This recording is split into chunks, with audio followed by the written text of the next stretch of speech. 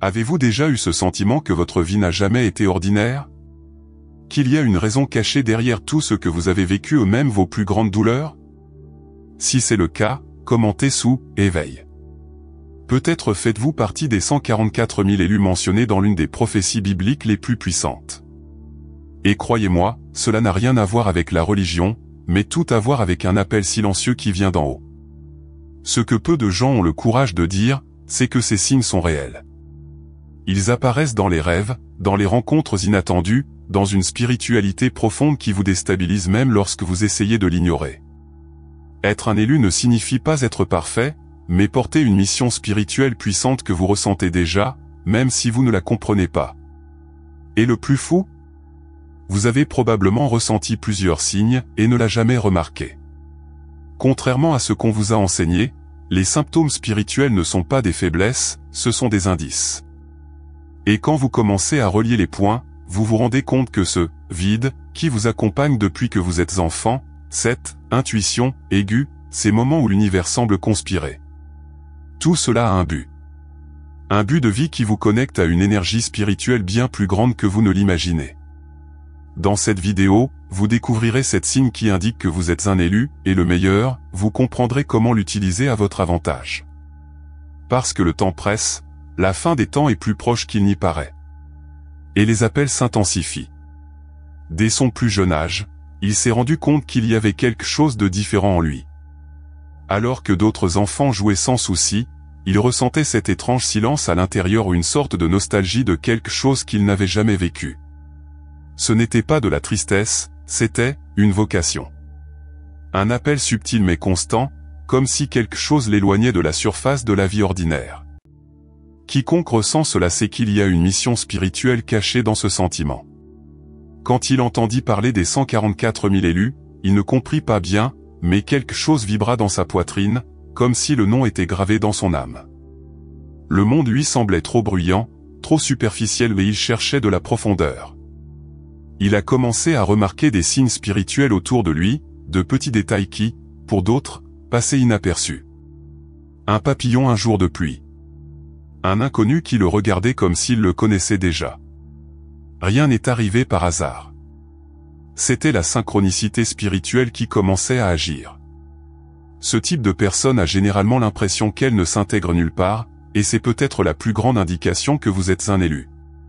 Il n'était pas le seul. Il y en avait d'autres qui ressentaient la même chose. Beaucoup ont même commencé à partager des expériences similaires dans des groupes de spiritualité, des vidéos sur la fin des temps, des textes sur les prophéties bibliques et des messages mystérieux sur le rôle d'un peuple séparé par Dieu. Le plus curieux, c'est que cet appel est rarement accompagné d'explications. Il n'y a pas de voix qui dit « ça y est ». Au lieu de cela, il y a un malaise croissant avec tout ce qui est superficiel. Les fêtes n'ont plus de sens. Les conversations vides deviennent insupportables. Il ne savait pas ce qui se passait, mais il sentait qu'il était préparé. Et c'est là que les premières douleurs sont arrivées. La vie commença à resserrer son emprise. Il y a eu des pertes douloureuses, des maladies soudaines, des trahisons inattendues. Tout semblait être une séquence de punitions sans explication. Mais en le regardant avec des yeux différents, c'était plus que de la souffrance, c'était de l'initiation. C'était comme si chaque douleur avait été stratégiquement placée là, polissant son âme comme quelqu'un sculptant des diamants. La vérité est que les symptômes spirituels profonds naissent généralement dans le domaine de la douleur. Lorsque le corps tombe malade et que les larmes insistent pour tomber sans raison apparente, beaucoup ne réalisent pas que cela peut être l'éveil de la conscience en cours. Les douleurs que nous éprouvons nous brisent à l'extérieur, mais nous guérissent à l'intérieur. Il a passé de longues nuits où tout semblait perdu, mais derrière ce désespoir, une puissante énergie spirituelle s'activait. Quiconque a déjà ressenti cette force invisible dans des moments critiques sait de quoi je parle. Une femme m'a raconté qu'après avoir perdu son emploi et fait face à un divorce, elle s'est plongée dans de profondes méditations et a commencé à faire des rêves vifs sur les anges et les mots hébreux. La souffrance qui semblait insupportable était en fait son appel divin. Aujourd'hui, elle aide les autres à trouver leur but dans la vie. Ce n'était pas une coïncidence. C'était un dessein divin. De telles douleurs sont comme des tempêtes qui dégagent le paysage pour que quelque chose de nouveau s'épanouisse. Et puis vous commencez à comprendre, les blessures qui font le plus mal sont aussi celles qui en révèlent le plus. L'âme, auparavant agitée, commence à se calmer. La confiance en quelque chose de plus grand se solidifie. Et c'est dans cette reconstruction silencieuse que l'élu commence à se rendre compte que tout ce qu'il a perdu, c'était en fait un gain. Mais le monde, cruel et impatient, ne comprend toujours pas cela et c'est de là que vient le sentiment de rejet. Il a commencé à remarquer que les gens s'éloignaient sans raison. Les vieilles amitiés ont disparu comme de la fumée, les relations se sont effondrées sans explication. Au début, ça fait mal, c'est comme si le monde entier vous disait que vous n'êtes plus à votre place. Et, en fait, il n'a pas vraiment sa place. Parce que ceux qui passent par l'éveil de la conscience sont préparés à quelque chose que la plupart ne comprendront pas. Cet isolement n'est pas une punition, c'est une protection. Pensez avec moi, combien de fois avez-vous eu l'impression d'être épargné par des environnements toxiques? De la part de personnes qui voulaient juste vous prendre votre énergie? Ce retrait soudain des gens de votre vie fait partie de la transformation spirituelle. L'élu a besoin d'être propre, léger, libre. Et souvent, cela nécessite le silence, la solitude et une certaine tristesse que seules les âmes éveillées comprennent. C'est comme si Dieu disait, maintenant, juste moi et toi. Et dans ce vide apparent, il commence à se remplir de nouvelles sensations. Les prières deviennent plus intenses. L'intuition, plus aiguisée. Les textes sur les Apocalypse et les élus ont plus de sens. Il se rend compte que cette distanciation sociale est, en fait, une approximation divine. C'est alors qu'il commence à comprendre qu'il fait partie d'un peuple mis à part par Dieu. Et dans ce nouveau lieu de silence, surgit une sensibilité jusque-là endormie. Des sons plus subtils commencent à vous déranger, les émotions des autres sont ressenties comme si elles étaient les vôtres. Et c'est là qu'intervient quelque chose que peu de gens savent gérer, le don de la sensibilité spirituelle. Il ne pouvait plus entrer dans certains endroits sans ressentir une oppression dans sa poitrine. Parfois, une simple conversation laissait son corps épuisé. Tout autour semblait plus intense, les odeurs, les sons, les regards. C'est l'une des caractéristiques de la spiritualité profonde, l'élargissement de la sensibilité. Ceux qui sont sensibles spirituellement ne ressentent pas seulement ce qui est visible, ils capturent des vibrations, des fréquences, des émotions cachées. C'est comme vivre avec le volume de l'âme au maximum. Beaucoup de gens appellent cela de la fraîcheur ou de l'exagération, mais les 144 000 élus savent combien cette sensibilité est réelle. C'est souvent le premier grand don à manifester après le réveil. Vous ressentez la douleur de quelqu'un sans que la personne ne dise quoi que ce soit. Il entre dans un environnement et sait immédiatement s'il y a quelque chose qui ne va pas. Ce n'est pas une coïncidence, c'est une connexion avec le divin qui opère en temps réel. Par conséquent, il est essentiel d'apprendre à se protéger énergétiquement. Quelques exemples simples aident, utiliser des cristaux tels que la tourmaline noire, pratiquer des bains aux herbes comme le romarin et la rue, et éviter les foules les jours d'énergie dense. Tout cela renforce votre champ spirituel.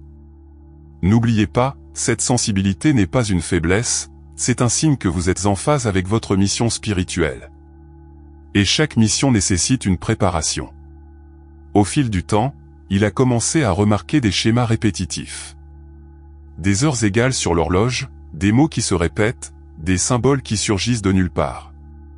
Et c'est là que la réalité commence à s'ouvrir comme un livre, le langage de la synchronicité spirituelle commence à lui parler. Il y a d'abord eu les chiffres 11h11, 22h22, 3h33. Puis sont venues les paroles répétées, les chansons qui ont joué à des moments précis, les rencontres avec des gens qui semblaient être des connaissances d'autres vies. Tout a commencé à s'aligner d'une manière étrangement précise. C'est alors qu'il a compris que l'univers ne crie pas, il chuchote. Et ces chuchotements, ces répétitions, sont des signes de réveil. Ce sont des codes envoyés pour vous rappeler, vous êtes un élu. Les âmes éveillées commencent à vivre dans une sorte de symphonie invisible, où tout semble orchestré par une intelligence supérieure. Et, en fait, c'est le cas. Ces synchronicités ne sont pas de simples coïncidences, elles sont la confirmation que vous êtes sur la bonne voie. L'esprit rationnel peut essayer d'expliquer, mais le cœur sait qu'il y a là quelque chose de sacré. C'est une spiritualité profonde qui agit discrètement, cousant les événements de votre vie avec un but. Une fille m'a raconté qu'à chaque fois qu'elle pensait à renoncer à la vie, elle trouvait une plume blanche sur le chemin. Une autre, alors qu'elle s'interrogeait sur le sens de son existence, a ouvert au hasard la Bible à une prophétie biblique qui répondait exactement à sa question. C'est l'appel divin qui se manifeste avec subtilité. Ce n'est pas dans le tonnerre, mais dans les détails, et c'est à vous d'y prêter attention. Et c'est au cours de ce processus d'observation que quelque chose d'encore plus profond commence à se produire. La nuit, les rêves ne sont plus seulement des rêves. Ils deviennent des messages, des visions, des orientations. Et, aussi étrange que cela puisse paraître, ces rêves révèlent des lieux et des personnes que vous n'avez jamais rencontrés.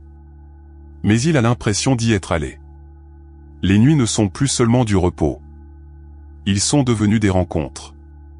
Il commença à faire des rêves vifs, avec des visages qu'il n'avait jamais vus, mais qui lui transmettaient une profonde familiarité. Il rêvait de temples anciens, de guerres spirituelles, de messages prononcés par des voix douces. Dans beaucoup de ces rêves, je me suis réveillé avec des phrases gravées dans mon esprit et, curieusement, je les ai trouvées plus tard dans des textes sacrés. Ce n'était pas de l'imagination. C'était une connexion avec le divin, pure et directe. Ces rêves prophétiques sont l'un des principaux signes spirituels des 144 000 élus. Ceux qui les ont savent qu'on ne peut pas les ignorer. Vous vous réveillez avec un sentiment de mission, comme si vous aviez reçu un ordre voilé. Beaucoup rapportent des visions d'anges, des apparitions lumineuses ou des expériences hors du corps. C'est comme si l'âme, pendant quelques heures, sortait de la prison du corps pour recevoir des instructions d'en haut. Cela fait partie de la mission spirituelle. Un exemple curieux, un jeune homme rêvait, à plusieurs reprises, d'un numéro et d'une ville. Il a pris des notes, fait des recherches et a découvert que cet endroit avait une ancienne tradition mystique. Il s'y est rendu et, étonnamment, a vécu l'une des expériences les plus révélatrices de sa vie. La spiritualité n'envoie pas de signaux pour rien. Chaque symbole, chaque rêve, chaque image, peut faire partie d'une profonde transformation spirituelle. Et après tant de messages de rêve, il a commencé à réaliser quelque chose d'encore plus étrange, même lorsqu'il était éveillé, il savait des choses sans jamais avoir appris. J'ai senti des mensonges dans l'air. Il a prédit les événements. Et je n'arrivais pas à expliquer comment, juste. C'était le niveau suivant qui se manifestait. Il commença à remarquer qu'il savait les choses avant qu'elles n'arrivent. Parfois, il disait quelque chose et, quelques jours plus tard, cela se passait exactement comme prévu. Ou il avait l'impression que quelqu'un mentait, même sans aucune preuve concrète. Cette perception aiguë, presque surnaturelle, n'était pas un don de divination, c'était une connexion avec le divin qui devenait de plus en plus claire. C'était comme si un radar invisible était toujours actif, capturant l'invisible avec précision. Cette connaissance sans source visible est courante chez les élus. Il ne s'agit pas de lire dans les pensées ou de prédire l'avenir comme une diseuse de bonne aventure à la télévision. C'est quelque chose de plus subtil, de plus intime. C'est le genre de sagesse qui vous fait dévier d'une rue quelques secondes avant un accident, ou changer d'avis sur quelqu'un avant qu'il ne révèle son vrai visage. Ils sont les signes de l'éveil, et ils viennent vous maintenir sur le bon chemin de votre mission spirituelle. Tous ceux qui sont passés par là savent à quel point c'est difficile à expliquer. Les gens en doutent, pensent que c'est exagéré, dis-le que c'est juste une sensation. Mais au fond, ceux qui le ressentent. Et il n'y a aucun moyen de prétendre que vous ne savez pas ce que vous savez. Par conséquent, il est important de se nourrir de vraies connaissances. Des livres tels que l'Évangile et Seigneur de la paix, les prophéties d'Enoch, ou encore Apocalypse, biblique apportent des codes qui dialoguent avec cette sagesse intuitive des 144 000 élus. Mais même avec toute cette connexion, quelque chose le dérangeait toujours, un vide qu'aucune réponse ne remplissait. C'était une faim intense, presque insatiable, de comprendre la raison de tout. Et c'est à ce moment-là qu'il a commencé à plonger de plus en plus profondément dans des quêtes et des études spirituelles qui allaient bien au-delà de la religion traditionnelle. Il fréquentait les églises, les temples, les cercles de prière, les groupes d'études. Mais je suis toujours parti avec ce sentiment, ce n'est pas tout. Ce qu'il cherchait était plus profond, plus ancien, plus vrai. C'était comme si l'âme voulait quelque chose que les institutions ne pouvaient pas offrir. C'est courant parmi les 144 000 choisis, ils ont soif de quelque chose de plus grand, d'une spiritualité profonde qui ne s'inscrit pas dans des rituels superficiels. C'est l'esprit qui pique, disant « ce n'est pas encore là ». Les recherches s'intensifient. Ils commencent à étudier des textes sacrés oubliés, à explorer des symboles anciens, à déchiffrer des messages codés dans des prophéties bibliques. Ils commencent à voir des modèles entre les religions, des points d'union entre les cultures. Et ils se rendent compte que la vérité n'est pas dans un seul livre ou une seule doctrine, mais éparpillée en parties, comme les pièces d'un puzzle spirituel. C'est là que l'impulsion de trouver le but de votre vie surgit au non pas de l'ego, mais de la mission. Cette soif de vérité est l'un des symptômes spirituels de l'éveil. Il commence à tout remettre en question. Pourquoi sommes-nous ici? Pourquoi tant de gens souffrent-ils? Pourquoi est-ce que je ressens ce que je ressens? Et dans ces questions, vous trouverez des portails. Une suggestion pratique? Lisez The Kybalion, regardez des documentaires comme L'Esprit de vérité et méditez sur des psaumes spécifiques, comme 91 ou 23. Chacun de ces éléments active un point de votre conscience dormante. Et à mesure que la conscience s'élargit, il commence à réaliser quelque chose de curieux, même lorsque tout semblait dangereux, il y avait une force invisible qui le protégeait. Le sentiment que, quoi qu'il arrive, il y a une main qui vous guide. Comme si les anges étaient toujours là. Savez-vous ce moment où tout semblait mal tourner, mais quelque chose, à la dernière minute, vous a sauvé? Un détour, un retard inattendu, une intuition qui vous a empêché d'entrer dans un lieu. Il a commencé à se rendre compte que ces coïncidences se produisaient trop souvent pour n'être que de la chance. C'était une protection. Les élus ont une couverture spirituelle, avant même qu'ils ne sachent qu'ils le sont. C'est encore un signe spirituel de votre mission divine. Un exemple simple, il a failli prendre un bus qui a eu un accident quelques minutes plus tard. L'autre jour, il a ressenti une envie incontrôlable d'appeler quelqu'un, et il a sauvé une vie grâce à cet appel. Ceux qui sont en lien avec le divin vivent entourés d'un réseau invisible de soutien. Ce sont les anges et la protection divine qui agissent dans les coulisses. Et cette présence n'a pas besoin d'être vue avec les yeux, elle est ressentie dans le cœur, sur la peau, dans les frissons. Il est important, à ce stade, d'apprendre à faire confiance. Ce n'est pas de la paranoïa, ni de la superstition, c'est de la sagesse spirituelle. Beaucoup des 144 000 choisis rapportent ce sentiment d'être surveillés pour quelque chose de plus grand, mais dans le bon sens. Et quand ils prient, ils ressentent des réponses. Lorsqu'ils méditent, ils perçoivent des signes. Pour renforcer cette protection, des pratiques telles que le psaume 91 quotidien, des bougies blanches allumées avec foi et des prières sincères de gratitude peuvent encore renforcer cette barrière de lumière. Et plus ils s'abandonnaient à cette force protectrice, plus la raison de tout cela devenait claire. La douleur, l'isolement, les signes, les rêves, la soif de vérité. Tout le préparait à quelque chose de beaucoup plus grand, sa véritable raison d'être ici. Une mission spirituelle avec un but élevé, destinée à transformer des vies. Il arrive un moment où tout a un sens, les douleurs, les pertes, les rencontres et même les silences. Il se rend compte qu'il n'est pas venu dans ce monde juste pour survivre, mais pour servir. Non pas comme un serviteur aveugle, mais comme une âme éveillée. La mission qu'il porte n'a pas d'étiquette, pas d'insigne où elle bat dans son cœur.